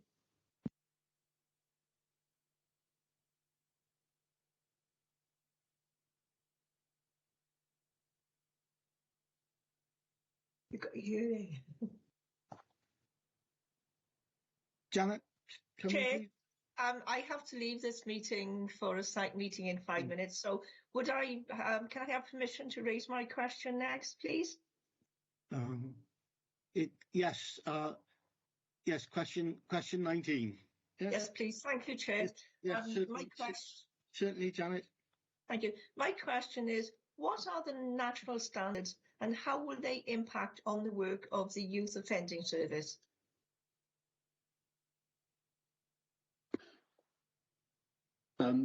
The national standards were it's the kind of national standards that govern the work that we do. So it's the standards that kind of the YJB set out for us. And it's kind of a change from more prescriptive standards that were in place before I certainly kind of joined the service to more kind of aspirational. And I think there's also a kind of shift on kind of the responsibility also, whereas the national standards set out, and unfortunately I'm not going to be able to talk with any kind of authority. Perhaps Jason will be able to kind of talk a little bit about the old national standards as opposed to the new, but certainly they were very prescriptive and kind of clearly kind of identify what needed to be done in what timescales and when and so on and so forth. Whereas the new national standards, as I said, is more aspirational. They're kind of twofold. So there's expectations placed upon the governing body and the governance of the Youth Offending Service, and also then the kind of the day-to-day management of cases. So the aspirational element of it, so it's kind of shifted and put the child at the centre of it. So it's kind of, so whereas they would have had to meet certain kind of time frames historically, now it's ensuring that we kind of get the child on board, get the views, and if that takes that little bit longer, then those standards, which would have been reviewed at so many days, is no longer a kind of burden that we have to really kind of worry about. It's ensuring that the best outcomes for the child. I suppose that's the easiest way to explain that, and it's ensuring, as I said, it's twofold. The other aspect of it is the governance.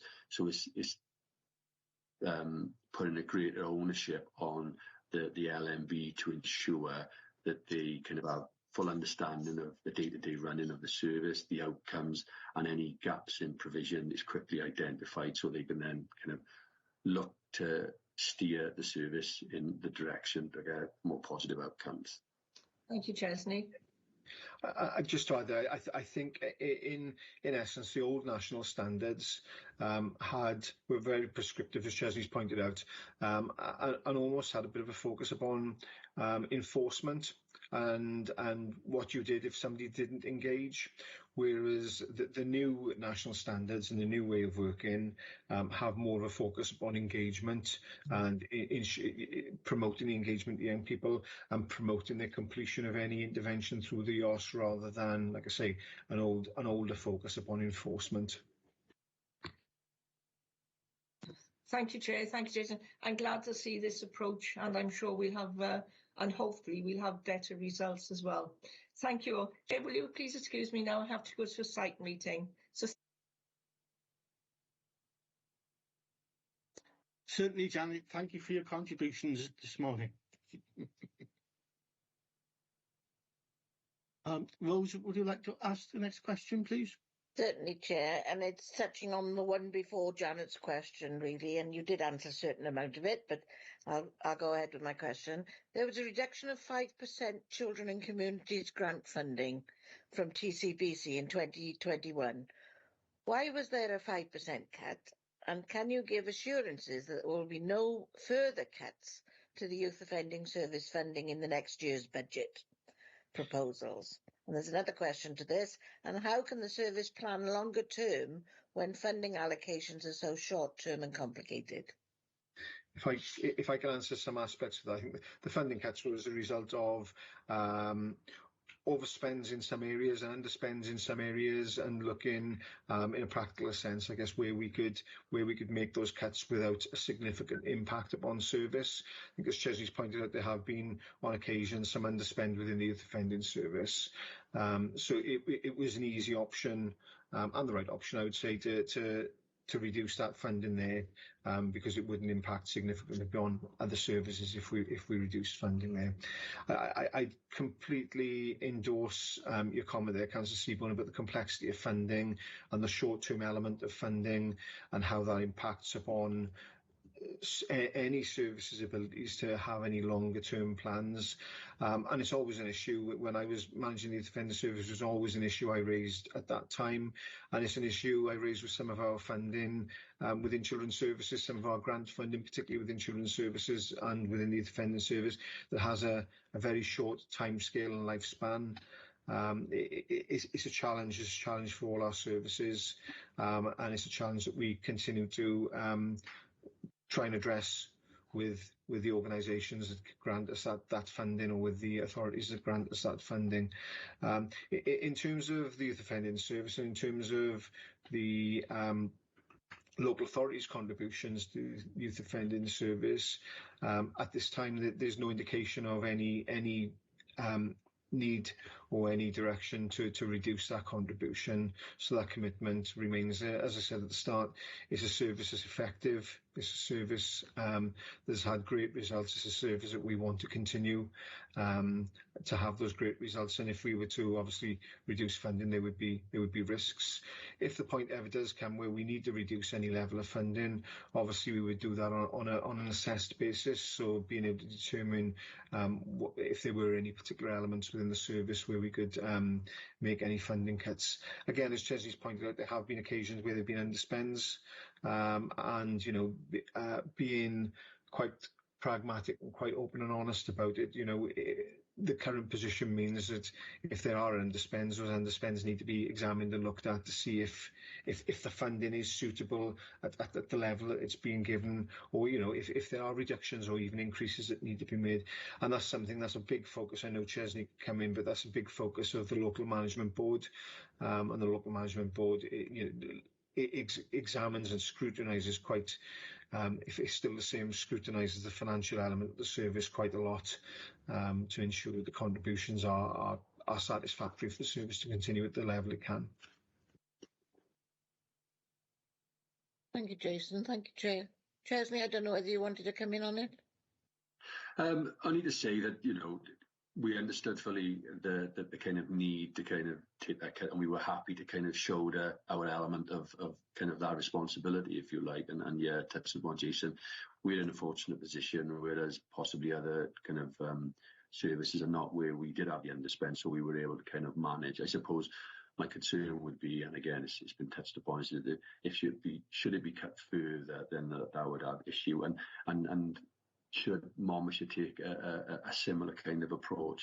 But as I said, at this moment in time, it's hopefully that won't happen, and hopefully if it does, it's following a kind of a clear assessment, so we can kind of ensure that it has little to no impact on provision delivery. I think what's always been recognised through the local management board, Councillor Seaborn, is that one agency can't make a cut in isolation. So if we were to say, for example, if Torvine were to decide to reduce our funding by 5%, as an example, then you would anticipate and expect all the other agencies and all the other contributors to reduce their funding by 5%. So any decisions that one agency makes has, on the whole, a much bigger impact, and that's very much taken on board through local management board, I'm aware. Okay, thanks, Jason. Thanks very much. I'm going to ask the next question, and it is about the well-being of staff. What impact did working through the pandemic have on the youth offending team members, i.e. levels of stress, anxiety, potential burnout, or greater emotional impact? I think first and foremost, it's difficult to kind of to measure sometimes, because there is sometimes not a willingness to kind of share those kind of concerns. Certainly members of staff will kind of take it upon themselves not to discuss it and just kind of forge on and kind of carry on. However, what I would say is that we certainly could build in strategies in order to kind of ensure that staff felt supported. So there was regular one-to-one supervision, there were regular kind of meetings of teams to kind of share and kind of have some time out, share experiences and have some time out really from the day-to-day. So yeah, and it was identified early on is that the kind of bottleneck, if you like, or where the pressure was most felt was at that kind of operational manager kind of level, where they were constantly being bombarded with cases, sometimes cases that they wouldn't necessarily kind of be brought to their attention. So, I ensured then that they kind of had the necessary support and so on and so forth. What I would say, I think, it's clearly seen in possibly some of the choices that people have made to retire during this period, and I think that they've cited in that is that part of the reason that they've gone at the time that they've gone is the way that we've now working, and they've found it difficult to adapt and found it difficult to work in that way. So the youth offending services are seen for people who are at retirement age, but have made that decision during that period to go. So, and I have no doubt that that was in part due to kind of, as I said, the way that we are working.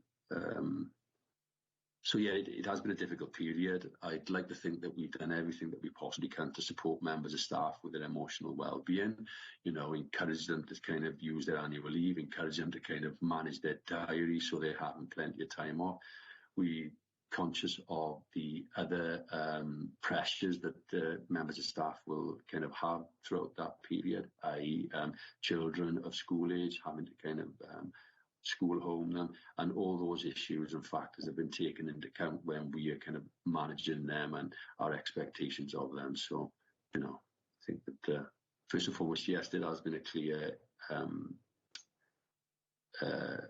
understanding of the impact on emotional well-being, and as I said, we've had strategies in place to help staff cope with that.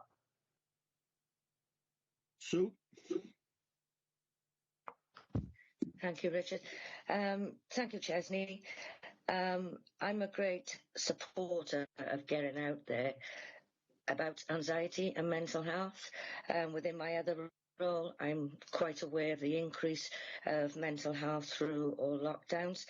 I openly talk about mental health. I've suffered myself.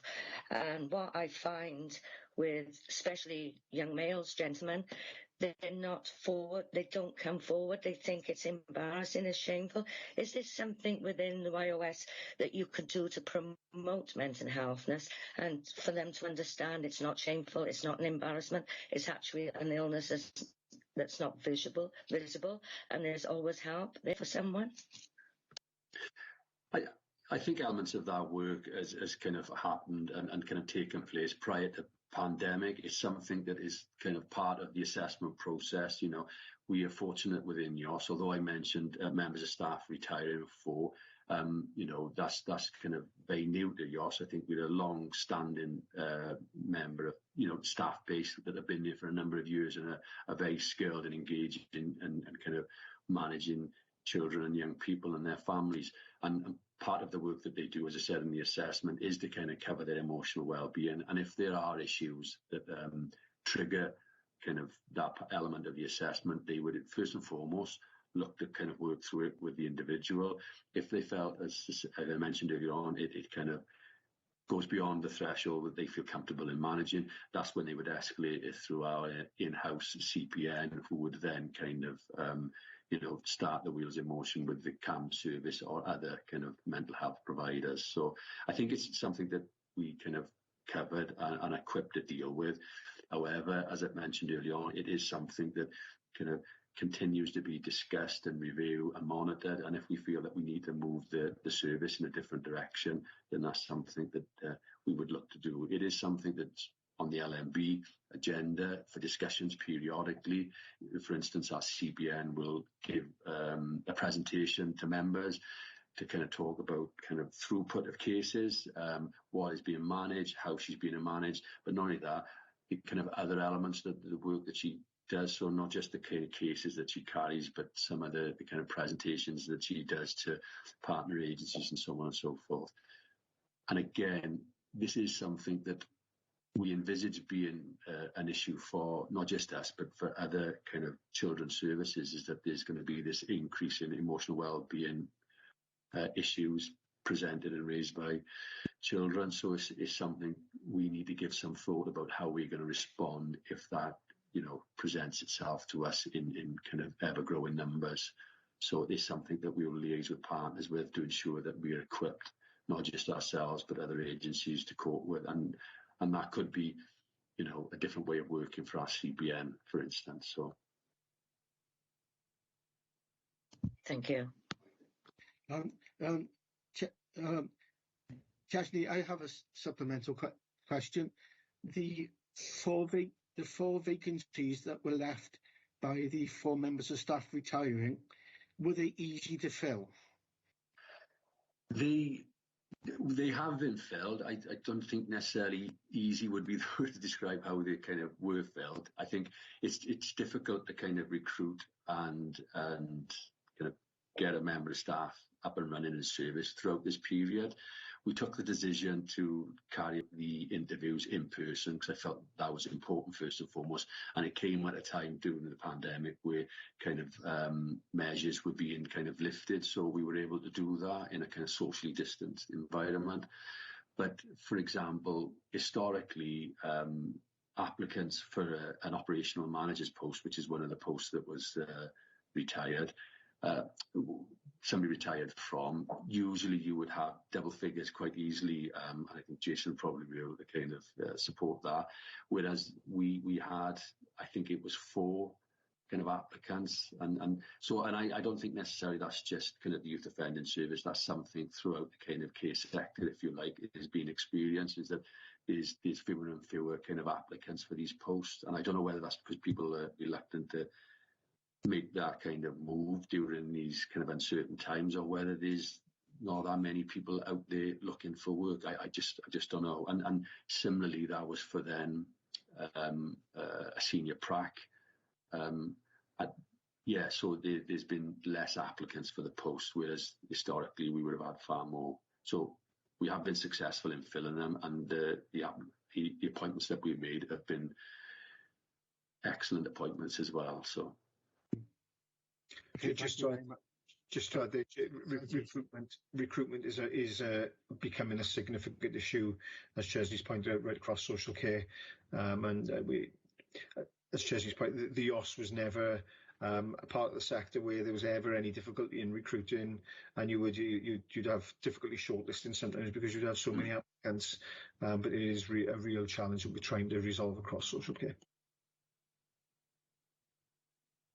Okay, thank you very much. So I think I've asked your question inadvertently. That's fine. Is there anything that you'd like to add to that question? Because I think it's been answered now. The next question on the schedule was the one that I asked as a supplementary question. Chesney. So sorry, Sue.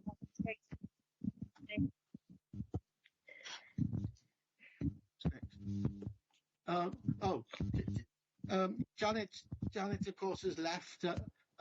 So I'll ask the next question. Chair, Janet asked it before she left. Oh, she did, didn't she? Yes. Awfully sorry, members. Shall I go on to question 20, which is mine, I think? And we're going on to the general questions now. So my question, and obviously knowing Chesney from old, the expertise he brings into this management role is to be admired, I think, and along with Jason, who's done the role himself in other guises. But my question now is a general question on what has been the key learning from carrying out the youth offending work during the pandemic. So what have we learned from working in the conditions that we've worked in the pandemic? Can I add a very broad answer to that? And one of the things I think we've learned is we can do it, and that we've got staff who are exceptionally resilient, exceptionally flexible. We've got a service that's exceptionally resilient and exceptionally flexible, and in spite of the challenges being presented as a result of the pandemic, the service has continued to deliver.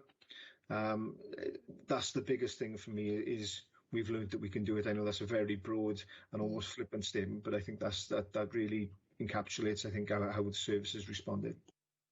Good. Thank you, Chair. Yeah, and I don't think there's much to add. Sorry, no, Rosa, I was just going to say, I don't think there's much to be added to that. It's been inspiring sometimes to kind of listen to some of the feedback and some of the stories that I've been told, that, and the lengths to which kind of staff will go, I think the one thing, as I touched upon earlier, they found difficult is not having that face-to-face and not being able to kind of engage children and families and support them. Yeah.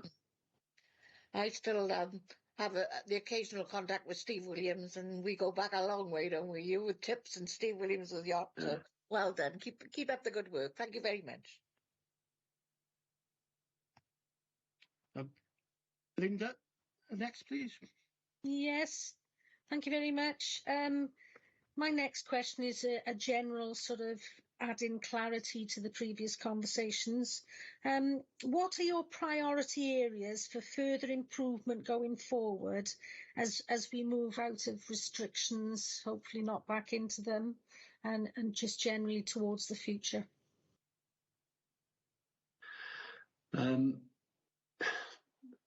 I suppose for me, it is kind of moving to a place, something similar to what we had previously. I think first and foremost, it's moving the staff along with us. It's moving staff back into some form of normality, whatever that looks like. And I don't think at this very moment in time, I can sit here and say, I know exactly what it's going to look like. And there's a number of factors that are impacting upon that. First and foremost, during the pandemic, we've reduced our footprint at our office, so we're kind of moving into a smaller office space, which creates some kind of problems to be resolved. But then coming back from kind of COVID and all the anxieties the staff will have around kind of, socialising in a professional way, kind of bringing them on board and so on and so forth is going to be difficult and a real challenge for us. And that's something that we are looking to kind of implement sooner rather than later. Sorry, could you repeat the question so I'm just clear? Sorry. I'm there now.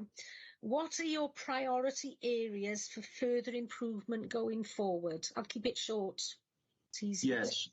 Yeah, so as I said, it's first and foremost, it's moving back to that kind of some form of normality, because what we gain from working in a multidisciplinary service kind of is very, very difficult to kind of mimic in the virtual world, where staff can come back from a visit, a contact with a child, kind of have some pressing concerns regarding that presentation, and then very, very quickly be able to get a response from the kind of the drugs worker, the ETE worker, the CAMS worker.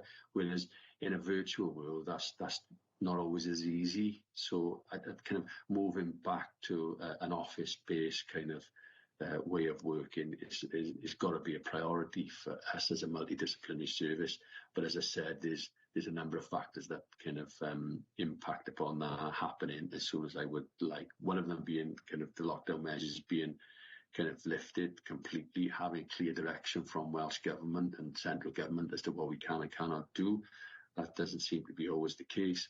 And obviously staff's kind of anxieties about working back in that way and kind of working through them and supporting them with any issues that they may have around that.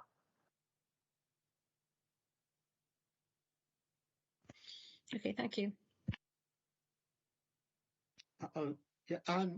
I have the last question to ask you. Be pleased to hear it's the last question.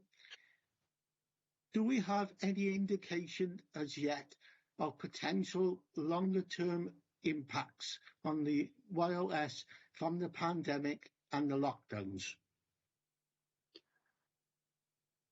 There's nothing in the figures as we speak at this moment in time to indicate any particular trends, other than the one I touched upon earlier on, and that's as a direct result of the changes that we've made to provision the 2 posts.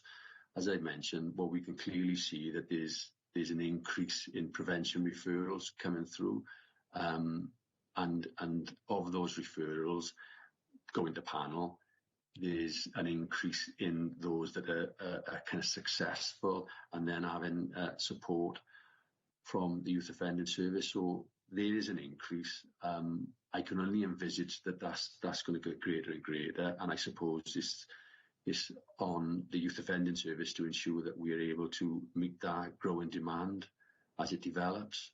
And that's stuff that we are looking at. So that's stuff around kind of possibly changing the remit of those workers in particular. So possibly they take more responsibility for those cases, but also then possibly having to look at restructuring the service so we can then manage it via the kind of resettlement panel. Sorry, not a resettlement panel, the prevention panel. But I'm talking from a point of naivety sometimes, because I've come from children's services. Sometimes I don't know the kind of finite detail of the work that is undertaken by kind of YOS, and I'm very quick, and the ops managers are very quick to pick me up on what we can and cannot do. So that's a kind of conversation that needs to happen. That's something that we need to be mindful of. But as of yet, there's no kind of clear indications that there's going to be spike. There's lots of kind of anecdotal suggestions that there's going to be a spike around emotional well-being and mental health cases, but as yet we're not seeing them. But I suppose part of the work again that we need to do, and as I've already touched upon, is it should it happen, that we are not behind the curve, and that we are kind of we are quick to respond, as we were with the pandemic and lockdown. You know, staff are very resilient, as it again been touched upon, and very quick to respond to the needs as they arise. Yes, you faced the challenges of the pandemic very well, so I have no concerns that you will not be able to face any challenges that the long-term effects of the pandemic have on the service. Okay, so that draws the questioning session to a close. Would Jason Chesney or Fiona like to make any closing statements? If not, I would invite you to leave the meeting for the committee to make it to formulate its recommendations. Thank you, Chair. Thank you, members. Yeah, thank you. Thank you very much for attending. Yeah, thank you very much. Good to see you, Jez. Thank you. And you, Rose. Thank you. Bye. Thank you all.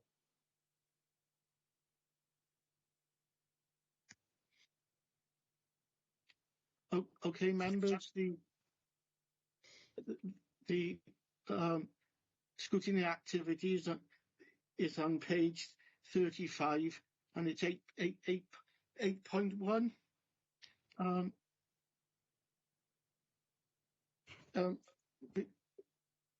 Rebecca, will you guide us in formulating our recommendations? I know we have 3 bullet points here to address. Yes, Chair. So as you will see from the scrutiny activity, you've been asked to determine whether the action set out will address the recommendations from the thematic review, and also to assess whether the preventative interventions and work undertaken by the youth offending team is effective in reducing offending and re-offending in the young people from Torfaen. So I don't know, members, whether you agree to both of those scrutiny statements and then would like to make any further recommendations on top of those.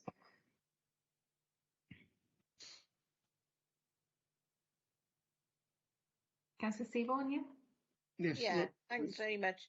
I think there's an issue around digital poverty, and it might not just be across the youth offending service, it might be across the whole of Torfaen, because we did have that issue within our schools, not having with children in families of poverty not having the correct IT equipment, and that perhaps that's something that we can look at, you know, not only in the youth offending team, but across the council services, because poverty comes in many forms, and it's usually the computer that's the last thing that to come into the house when you're looking for shoes for children and clothing. So I think there's an issue around digital poverty and the training.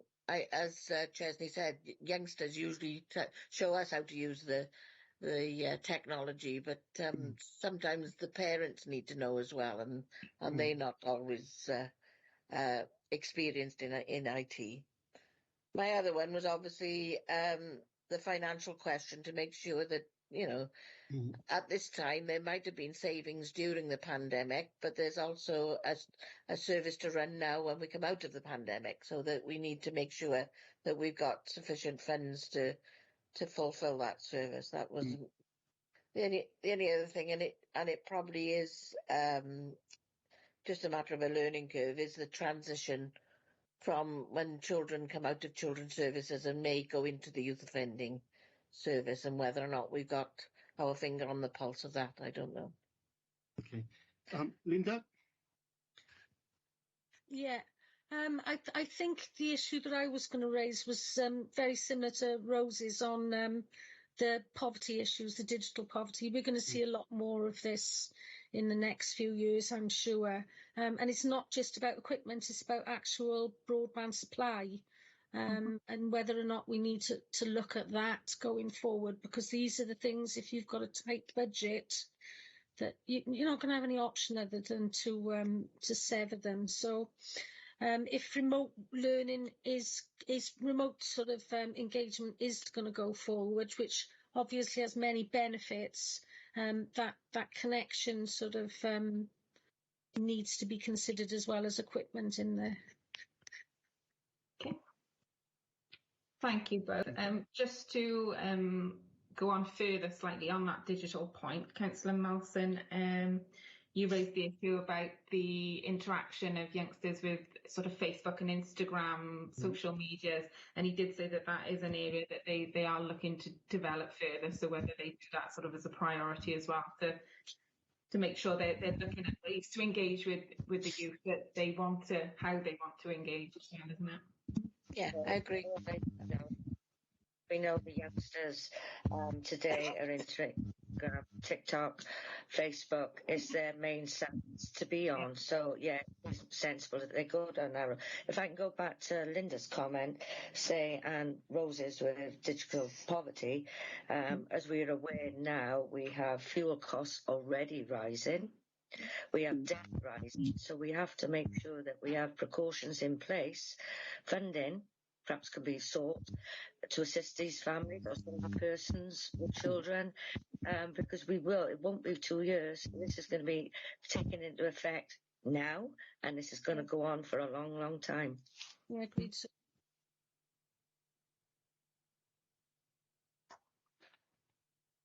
Okay, thank you.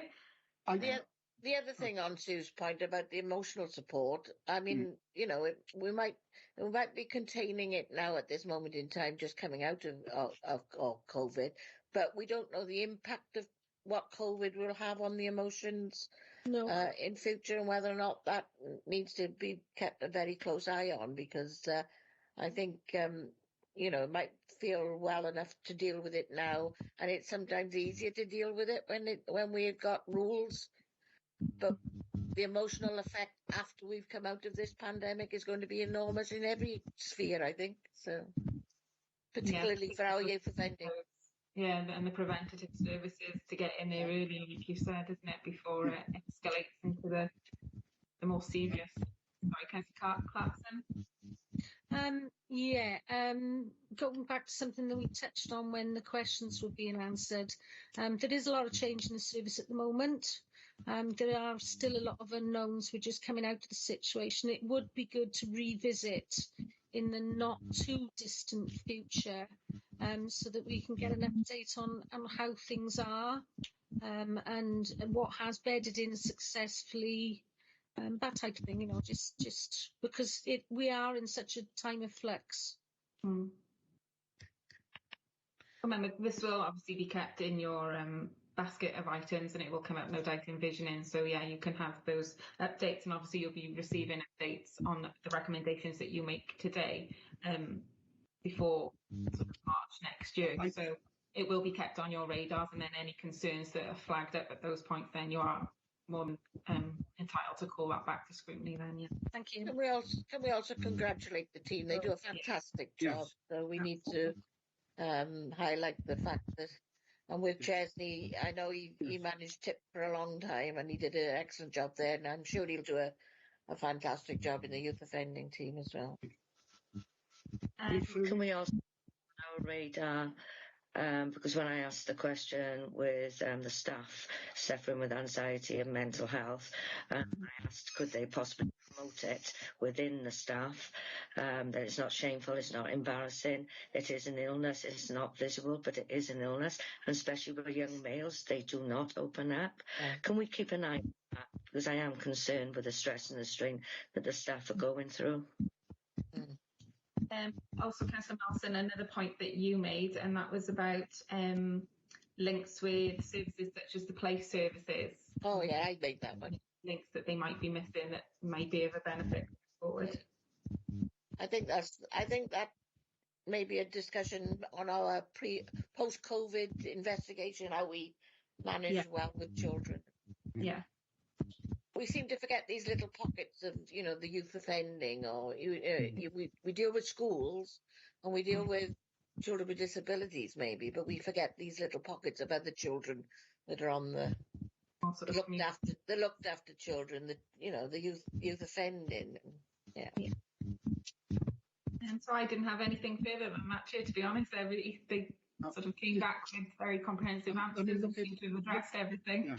Yeah. Looking at bullet point 2 of our scrutiny activity, reoffending, I think we need to highlight in our congratulations of the service that they keep a lot of the young people out of the criminal justice process, and so if there does appear to be a high level of reoffending, it is only because that is inclusive of the number that actually commit a serious offence and actually enter the criminal justice system. So I think we should congratulate the service for keeping as many young vulnerable people out of the courts than they can.